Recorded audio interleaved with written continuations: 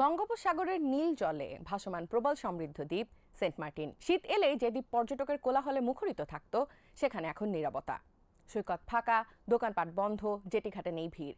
পর্যটন মৌসুম চললেও স্থানীয় বাসিন্দা ও ব্যবসায়ীরা দুর্দিন পার করছেন। পরিবেশ সংরক্ষণের নামে আরোপিত সরকারি বিধিনিষেধে নভেম্বর মাসে পর্যটক না আসায় হোটেল রেস্তোরাঁ বন্ধ, ব্যবসা বাণিজ্যে মন্দা।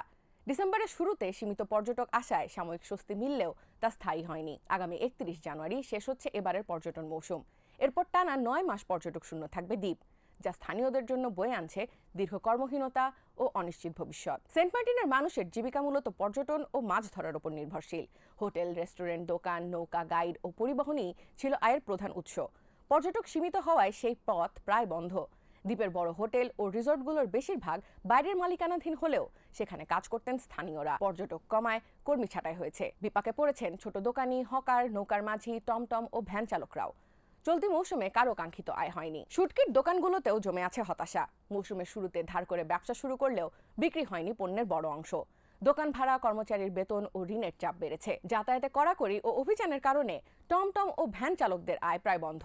অনেকেই বলছেন নিজের দ্বীপেই তারা পরবাসী। কটেজ ও হোমস্টের মালিকদের অবস্থাও করুন। বড় বিনিয়োগ করেও পুরো মৌসুমে হাতে গোনা কয়েক দিনের বুকিং মিলেছে।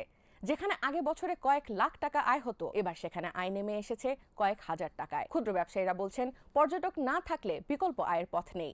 এই অবস্থা চলতে থাকলে বহু পরিবার না খেয়ে থাকার ঝুঁকিতে পড়বে। দ্বীপবাসীর প্রশ্ন, পরিবেশ বাঁচাতে গিয়ে যদি মানুষের জীবন থেমে যায়, তাহলে এই সংরক্ষণ কাদের জন্য?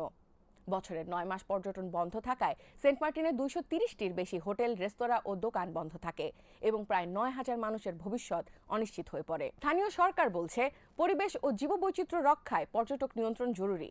তবে দ্বীপবাসীর জন্য বিকল্প কর্মসংস্থান ও সহায়তার পরিকল্পনার কথাও জানানো হচ্ছে। কিন্তু প্রশ্ন থেকেই যায়, পরিকল্পনা বাস্তবায়ন হবে কবে? দ্বীপের মানুষের এই দুর্দিন কাটবে কবে?